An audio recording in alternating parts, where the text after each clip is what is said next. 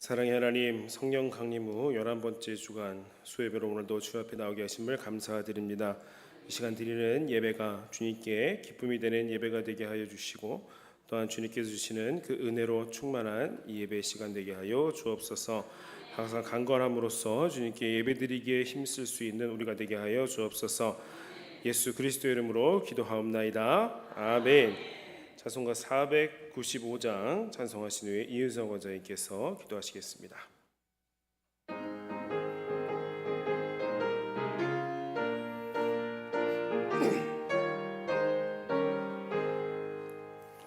익은 곡식 거둘 자가 없는 이때에 누가 가서 거둘까?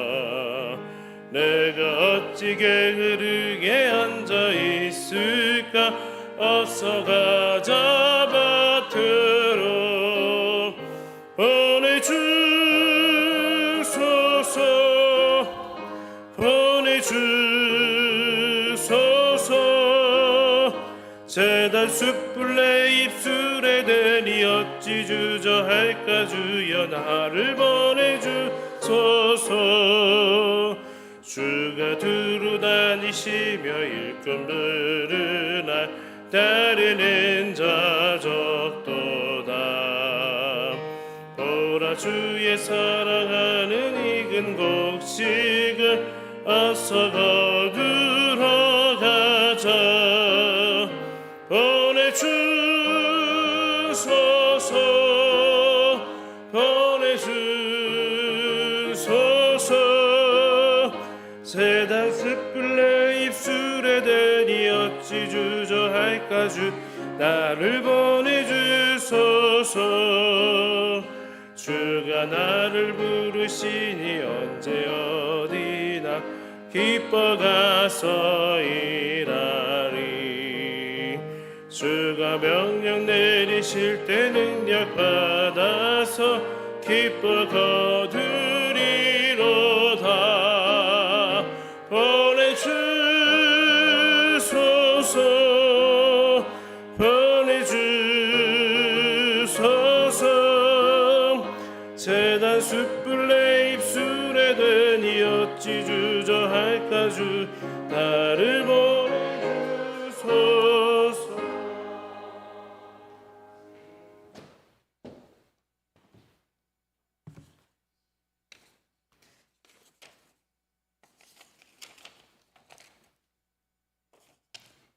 사랑과 은혜가 풍성하신 하나님 아버지, 폭염의 날씨에도 불구하고 우리를 눈동자와 같이 지켜주시고 보호하여 주신 은혜에 감사를 드립니다.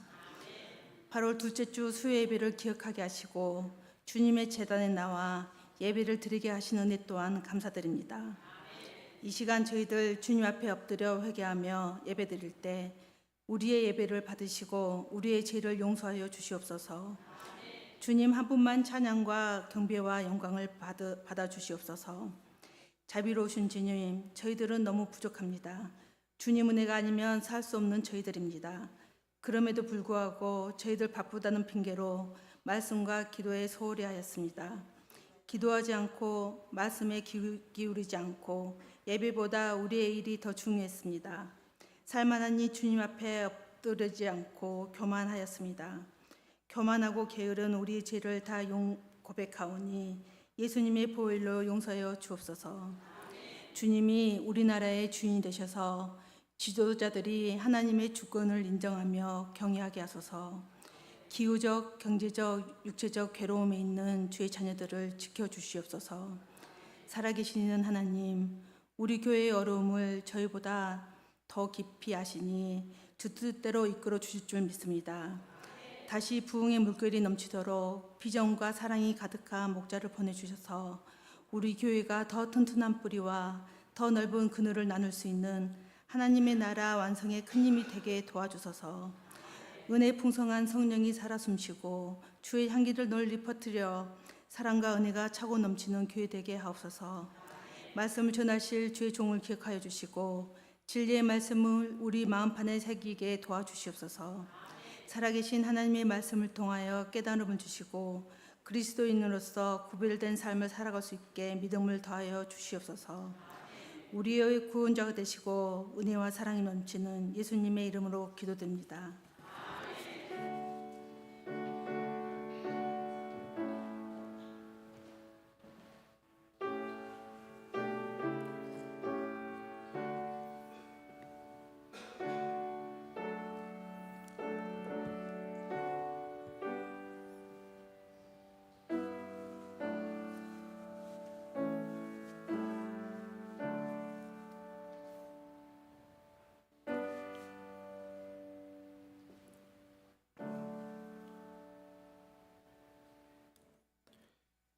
오늘 우리에게 주신 하나님의 말씀은 에베소서 3장 7절에서 11절까지 말씀입니다.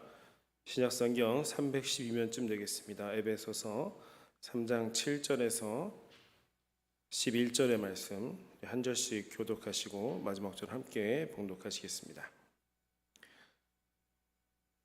이 복음을 위하여 그의 능력이 역사하시는 대로 내게 주신 하나님의 은혜의 선물을 따라 내가 일꾼이 되었노라.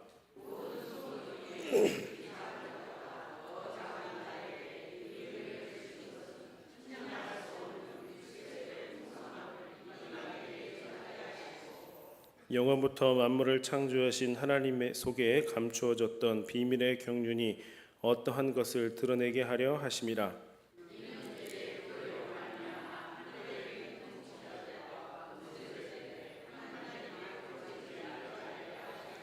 함께 곧 영원부터 우리 주 그리스도 예수 안에서 예정하신 뜻대로 하신 것이라. 아멘. 이 시간 우리 19역 사랑구역 나오셔서 하나님 앞에 찬양 올리시겠습니다.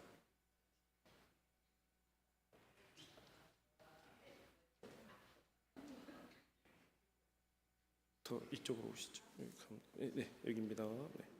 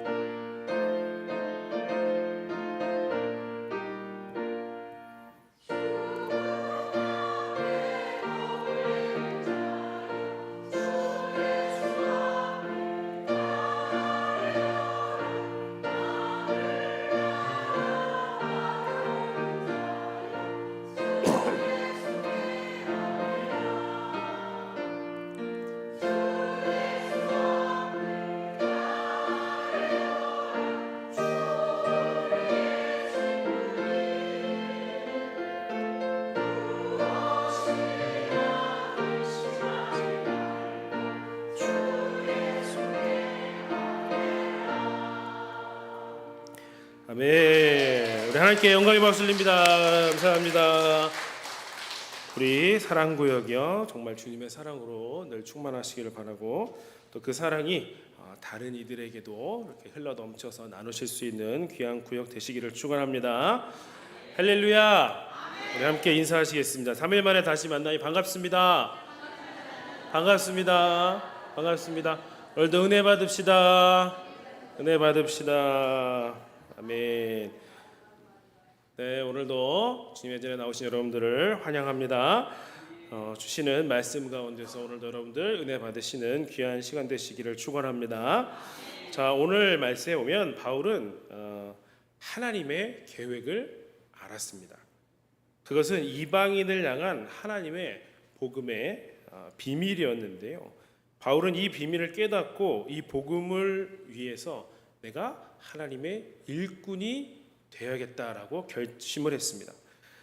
이 시간 먼저 여러분을 향한 하나님의 계획이 있으시다라는 것을 여러분들이 깨달으시기를 축원합니다. 그리고 이 계획이 기꺼이 계획에 내 삶을 드릴 수 있는 여러분들이 되시기를 바랍니다. 자, 우리 먼저 복음의 일꾼이 된 바울을 볼 텐데요. 7절 말씀입니다. 우리 7절 봉독합니다. 시작.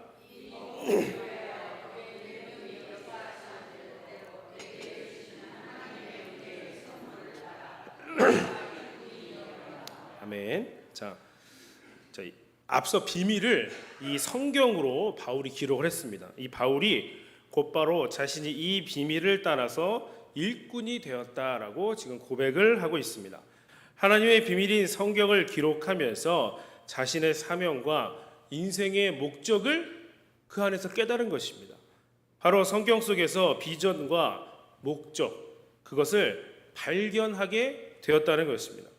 그러니까 우리도 성경을 읽을 때 이래야 된다는 거예요. 이러한 마음으로 읽어야 됩니다.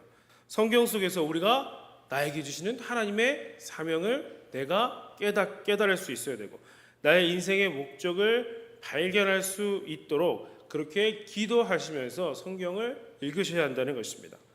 오늘 본문을 잘 보시면 이 4절의 비밀이 지금 복음으로 바뀌었습니다. 4절에 보면 비밀이었던 게 복음으로 바뀌었습니다. 그리고 이것이 이제 하나님의 은혜의 선물로 또한 바뀌고 있다는 것입니다. 이것은 우리가 가진 구원의 비밀은 세상을 향한 복음이 되어야 하며 또 세상을 향한 선물이 되어야 한다라는 것을 보여주시는 겁니다. 하나님을 만난 감격과 구원의 비밀은 나만 혼자 알고 나만이 영원히 간직하는 그런 비밀이 되어서는 안 되는 것입니다. 이 비밀은 세상 사람들에게 전해져서 그게 바로 복된 소식이 되어야 하는 것입니다. 은혜의 선물이 되어야 되는 것입니다. 바울은 그러니까 지금 이 일에, 그렇게 전해야 하는 일에 부르심을 받았고 하나님의 일꾼이 되었다고 고백하고 있다는 것입니다. 그러니까 바울은 분명한 나에게 주신 사명의식을 가지고 있었던 사람입니다. 바울은 자기가 어떤 일에 부름을 받았는지 분명히 알고 있는 사람이라는 것입니다. 갈라디아서 2장 8절 말씀에 뭐라고 되어 있냐면, 베드로에게 역사하사 그를 할례자의 사도로 삼으신 이가 또한 내게 역사하사 나를 이방인의 사도로 삼으셨느니라 라고 말씀합니다. 자, 베드로가 할례자들, 그러니까 유대인들의 사도였다면 자기는 이방인의 사도로서 부름을 받았다라고 말하고 있는 것입니다. 그래서 그걸 잘 알고 있었다는 것입니다. 본문에서 바울은 이 직분을 내게 주신 하나님의 은혜의 선물을 따라 주어진 직분이라고 말합니다. 이것은 우리가 스스로 선택한 것, 내가 하겠다, 내가 그것을 잡겠다, 내가 그 일을 하겠다고 선택한 게 아니라는 것입니다. 하나님의 은혜로 자기에게 주어진 역할이 있었다는 말입니다. 하나님의 직분은 그러니까 선물이고 은혜라는 것입니다. 선물이며 은혜라는 말은 나의 장점과 나의 특기에 따라서 거기에 맞춰서 주어진 임무가 아니라는 거예요. 내가 할 수 있고 또 내가 잘하고 있는 것만을 직분으로 주시는 게 아니라는 것입니다. 때로는 내가 도무지 나는 못하겠는데, 이건 내가 할 수 없겠는데, 또 나같이 부족한 인간이 감당할 수 없는 그런 무게가 있는 일이라도 우리에게 주어질 수가 있다는 것입니다. 그래서 바울은 8절에 모든 성도 중에 지극히 작은 자보다 더 작은 나에게 이 은혜를 주셨다라고 고백하는 것입니다. 자기가 얼마나 부족한지 하나님이 주시는 직분이 자신의 능력과 한계로는 이룰 수 없는 것이 많다라는 겁니다. 그래서 우리에게는 하나님의 능력이 필요한 것입니다. 7절에 그의 능력이 역사하시는 대로 일꾼이 되었다라고 말씀합니다. 이 말씀은 하나님이 우리에게 직분을 주실 때에는 그냥 주시는 게 아니라는 겁니다. 그것을 이룰 수 있는 능력과 은혜도 함께 주신다라는 겁니다. 따라서 우리는 나는 할 수 없다, 나는 아직 이 일을 맡을 수 없다, 그런 말을 우리가 해도 되겠습니까? 안 되겠습니까? 해서는 안 되는 겁니다. 사도 바울은 자기가 얼마나 철저하게 이 직분에 무능한 존재라는 것을 잘 알고 있었습니다. 바울은 사도 중에 지극히 작은 자라고 고백을 했고 교회를 핍박하던 죄인이었습니다. 그렇기 때문에 나는 그러니까 사도라고 불릴 수 없는 사람이다라고 고백까지 했습니다. 그럼에도 바울이 지금 이 일에 뛰어들었습니다. 거절하지 않았습니다. 내가 못한다고 발뺌하지도 않았습니다. 오히려 그 일에 충성하며 살았습니다. 골로새서 1장 23절에서 24절 말씀에 이 복음은 천하 만민에게 전파된 바요 나 바울은 이 복음의 일꾼이 되었노라. 나는 이제 너희를 위하여 받는 괴로움을 기뻐하고 그리스도의 남은 고난을 그의 몸된 교회를 위하여 내 육체에 채우노라 라고 고백을 했습니다. 여러분, 교회에서 나에게 맡겨주신 게 있어서 내가 거기에 봉사하기로 하셨다면 정말 잘하신 것입니다. 그러나 내가 할 수 있는 것만, 내가 꼭 하고 싶은 것만을 선택하셨다면 잘못 선택하신 것입니다. 우리 선택의 기준이 내가 되어서는 안 된다는 것입니다. 우리는 교회가 필요로 하는 곳이 어떠한 곳인가가 기준이 되어야 되는 것입니다. 그래서 비록 내가 할 능력이 부족하고 내가 감당할 자신이 없어도 하나님이 은혜 주실 줄로 믿고 준비해서 뛰어드는 것입니다. 그것이 하나님을 위해 사명의 길을 걸어가는 자의 바른 자세라는 겁니다.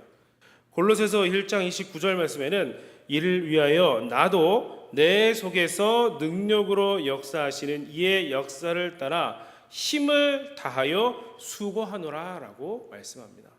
힘을 다하여 그렇게 수고하는 삶이란 내가 할 수 없지만 지금 하나님이 그 일에 필요로 하시기 때문에 내가 헌신한다는 것입니다. 힘에 지나도록 고생을 당하고 죽음과 같은 고통 속에서 결국 그래도 그 안에 하나님의 위로가 넘치는 것입니다. 여러분, 믿음의 삶이라는 것은요, 쉬운 게 아니라 불가능에 도전하는 삶입니다. 하나님의 능력은 이렇게 불가능에 도전하는 믿음의 사람들에게 나타나는 것입니다. 우리가 너무 내가 할 수 있는 거, 난 이거밖에 못해요 라고 하니까 하나님의 역사를 경험할 수 없는 것입니다. 하나님의 교회에 필요한 일이라면 내가 할 수 없는 일에도 뛰어들어야 되는 것입니다. 우리가 그렇게 할 때에 그때의 위로를 경험하고 주시는 능력을 경험하고 하나님을 가까이 경험할 수 있게 되는 것입니다. 여러분도 이렇게 뛰어드셔서 주님의 일꾼들이 다 되시기를 축원합니다. 이어서 복음의 일꾼이 된 목적을 볼 텐데 세 가지를 보도록 하겠습니다. 복음의 일꾼이 된 목적은 먼저 그리스도의 풍성함을 이방에 전하기 위해서라는 것입니다. 8절 말씀인데요. 우리 함께 봉독해 볼까요? 시작. 모든 성도 중에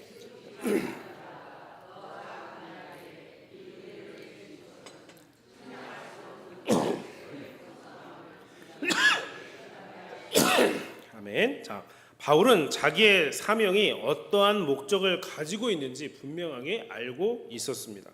그것은 자기를 통해서 측량할 수 없는 그 그리스도의 풍성함이 이방인들에게 전해지게 되는 것이었습니다. 이 말씀은 인간의 한계를 초월하는 하나님의 놀라운 은혜를 그들에게 전하기 위함이라는 뜻입니다. 그리스도의 은혜는 측량할 수 없는 아주 풍성한 은혜입니다. 측량할 수 없다라는 말의 헬라어의 뜻을 보면 흔적을 추적할 수 없는 이라는 뜻입니다. 우리가 그 은혜를 다 알 수도 없고 헤아릴 수도 없고 해석이 불가능하며 다함이 없는 은혜라는 뜻입니다. 그런데 이것을 두 가지로 보면 하나는 그분이 베푸시는 은혜는 양적으로 아주 무제한적이다라는 것입니다. 그리고 또 다른 하나는 그의 은혜는 상황에 따라서 변하지 않는 영원하신 영원한 은혜다라는 겁니다. 우리가 방황할 때에도, 우리가 주님을 거역할 때에도 그분의 은혜는 절대로 취소되는 법이 없습니다. 교회는 측량할 수 없는 그리스도의 풍성한 은혜를 전파하는 것입니다. 그런데 교회에 들어와서도 은혜에 이르지 못하는 자가 있을 수도 있습니다. 히브리서 12장 15절 말씀은 하나님의 은혜에 이르지 못하는 자가 교회에서 쓴뿌리가 될 가능성이 높다고 말씀하고 있습니다. 또한 고린도서 6장 1절에는 우리가 하나님과 함께 일하는 자로서 너희를 권하노니 하나님의 은혜를 헛되이 받지 말라라고 말씀합니다. 이 말씀은 문맥에 의하면 은혜를 받을 만한 때에 은혜를 놓치는 자가 되지 말아라 라는 뜻입니다. 이어서 2절 말씀에는 뭐라고 되어 있냐면 보라 지금은 은혜 받을 만한 때요 보라 지금은 구원의 날이로다 라고 말씀합니다. 우리 주님의 은혜는 측량할 수 없는 풍성한 은혜이지만 우리가 하나님의 은혜를 헛되이 받을 수도 있고 또 하나님의 은혜에 이르지 못하는 자가 될 수도 있다라는 겁니다. 우리가 측량할 수 없는 풍성한 은혜를 온 땅에 전하는 자가 되기를 원한다면 먼저 하나님의 은혜를 우리가 풍성하게 경험하는 자가 되어야 되는 것입니다. 여러분 하나님의 은혜를 풍성히 받아 누리시는 가운데 측량할 수 없는 이 은혜를 여러분 세상 모든 사람에게 자랑스럽게 선포하는 삶을 살아가시기를 축원합니다. 두 번째 일꾼이 된 목적은 감추었던 비밀의 경륜을 드러내기 위해서입니다. 우리 9절 말씀 봅니다. 9절입니다. 시작. 영원부터 만물을 창조하신 하나님 속에 감추어졌던 비밀의 경륜이 어떠한 것을 드러내게 하려 하심이라. 아멘. 자, 지금 우리 말에는 생략이 되어 있지만 원문에는요 그 대상이 나타나 있습니다. 이것은 모든 사람에게 드러내게 하려 하신다라는 겁니다. 모든 사람에게. 그러니까 바울은 지금 점층법을 사용을 하는 거예요. 8절에는 이방인들에게, 9절에는 모든 사람들에게, 그리고 뒤에 보면 10절에 보면 누구냐면 하늘에 있는 통치자들과 권세들에게까지 이렇게 넓어지는 겁니다. 이 복음이 그렇게까지 전해지게 된다라는 것입니다. 복음은 점점 세력을 얻어야 하고 점점 확장되어야 하는 것입니다. 복음은 정체되어 있으면 안 되는 겁니다. 복음은 계속 증거되어야 하고 그 대상을 계속 넓혀 나가야 되는 것입니다.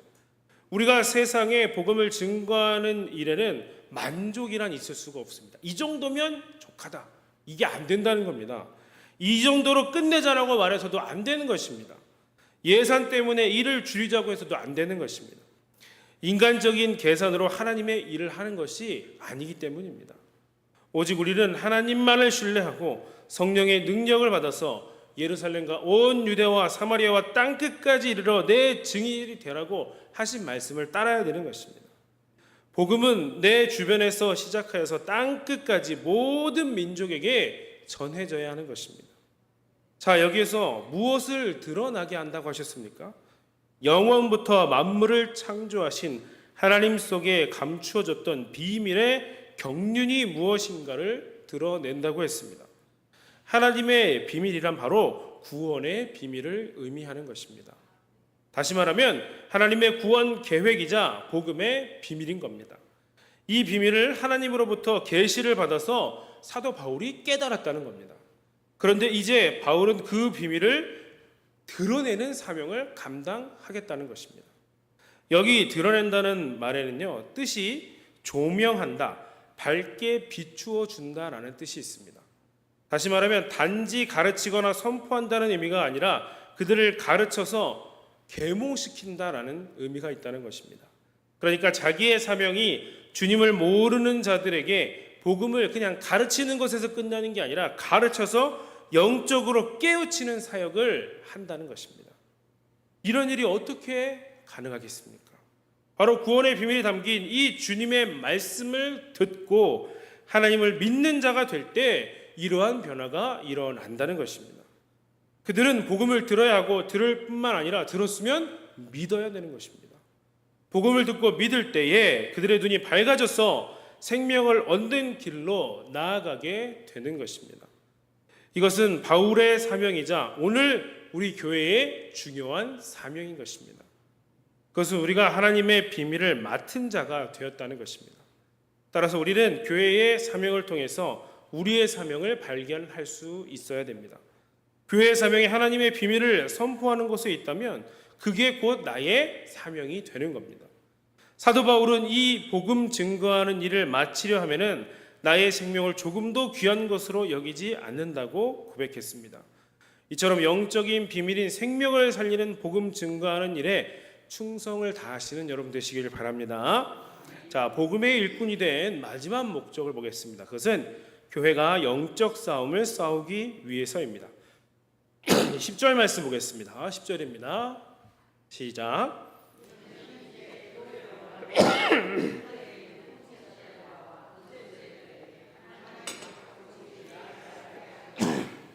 아멘. 자, 이것은 사도 바울의 사명이라기보다는 이제 이 교회의 사명을 말하는 것입니다.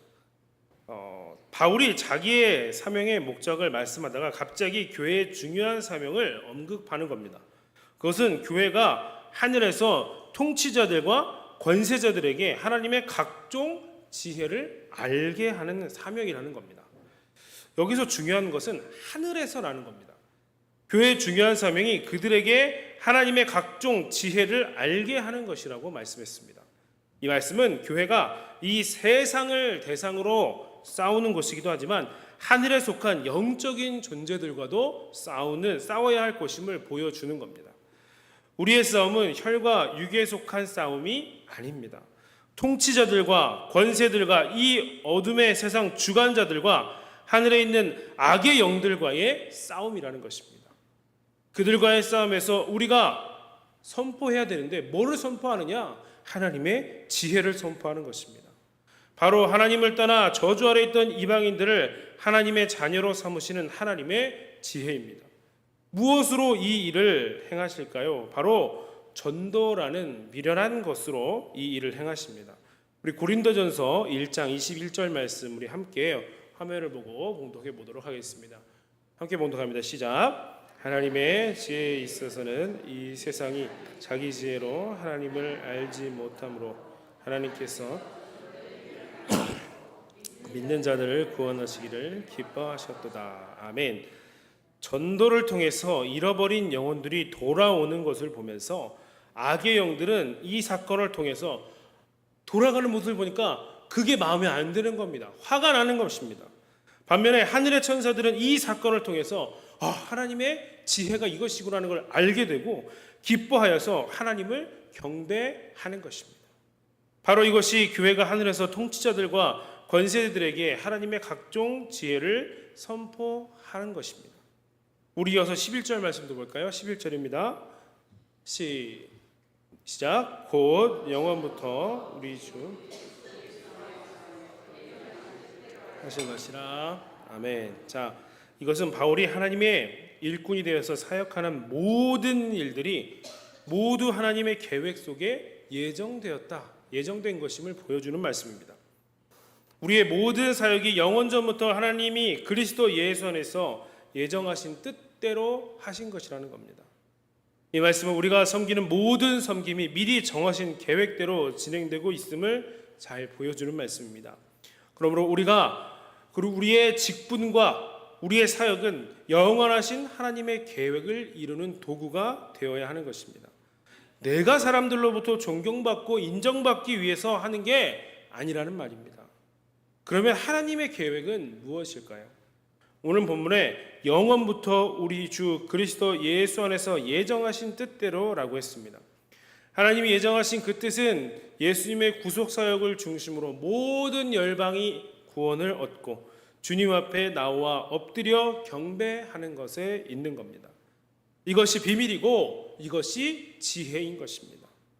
교회는 이 비밀을 증거하고 이루는 것입니다.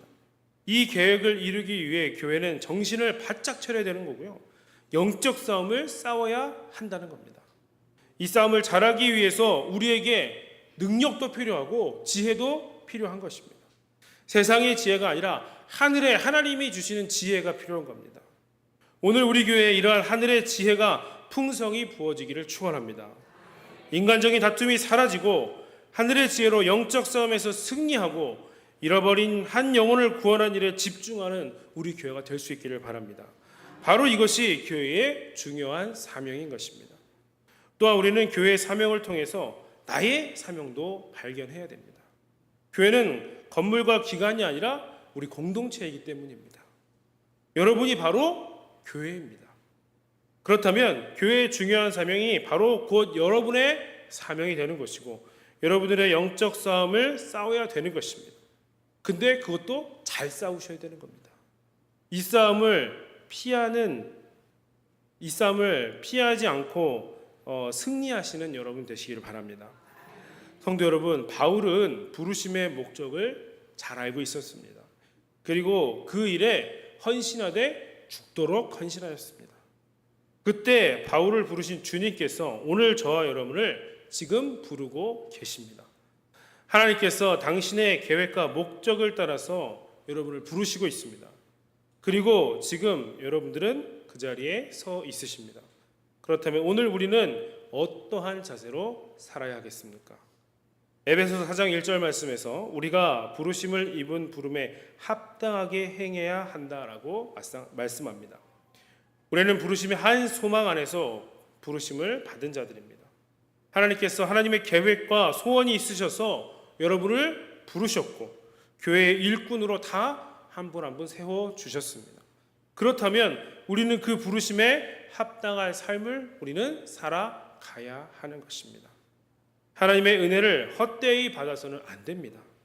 복음에 합당한 삶을 살아야 됩니다. 우리의 푯대를 잃어버리지 않고 하나님이 위에서 부르신 그 부름의 상을 쫓아서 살아가야 됩니다. 하나님이 부르신 목적을 우리도 분명히 알고 그 일에 더욱 힘쓰면서 최선을 다해서 우리가 주의 일에 힘써야 되는 것입니다. 바로 이것이 하나님께서 여러분들을 불러서 하나님의 교회에 은혜의 직분을 주신 목적인 것입니다. 여러분, 주님의 도우심을 따라서 주님의 부르심에 합당한 모습으로 사시길 바랍니다. 그리고 그 부르심에 생명을 던져 헌신할 삶을 통해서 이 땅에서 하나님의 소원을 이루어 드리고 하나님의 기쁨이 되시는 삶을 살아가는 여러분 되시기를 주님의 이름으로 간절히 축원합니다. 기도하시겠습니다. 사랑의 하나님 아버지, 은혜와 사랑을 참으로 감사드립니다. 지난 3일도 우리를 지켜주시고 오늘도 주님의 말씀을 나누게 하심을 감사드립니다. 하나님, 오늘 말씀을 통해서 바울이 복음의 일꾼이 된 것을 나눴습니다. 불가능한 일인 것 같았지만 주님의 일에 뛰어들었던 바울처럼 우리도 내 능력을 바라보기보다는 주님의 부르심을 따라서 주의 일에 헌신할 수 있는 믿음을 주옵소서.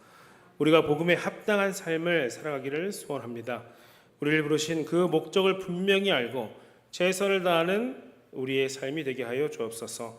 그래서 이 땅에서 하나님의 소원을 이루어드리고 하나님의 기쁨이 되는 삶을 살아가는 우리 모두가 되도록 주님 인도하여 주옵소서. 감사드리며 예수 그리스도 이름으로 기도드립니다. 아멘. 네, 광고는 주보를 참조해 주시길 바랍니다. 다 함께 찬송가 496장 찬송하겠습니다.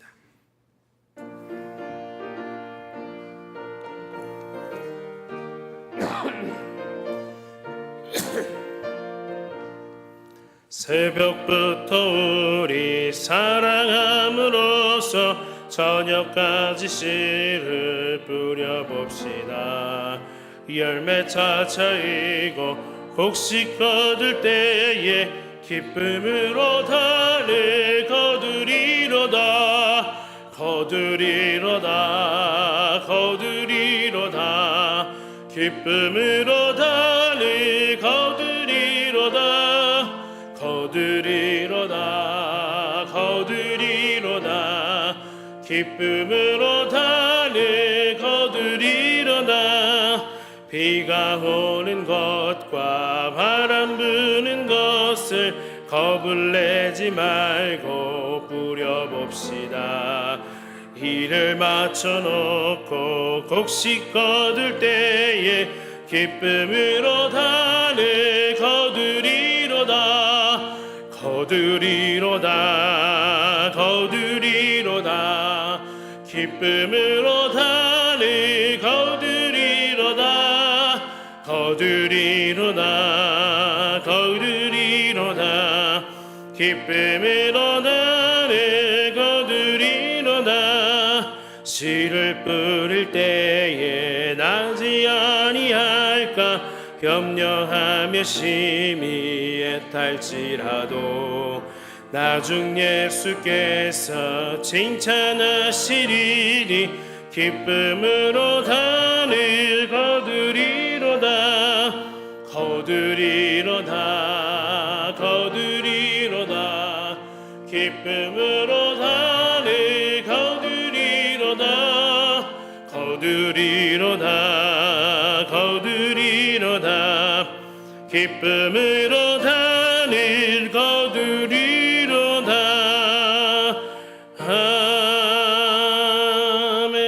아멘. 주기도문 하심으로 수예배 마치겠습니다. 하늘에 계신 우리 아버지여 이름이 거룩히 여김을 받으시오며 나라의 마옵시며 뜻이 하늘에서 이루어진 것 같이 땅에서도 이루어지이다.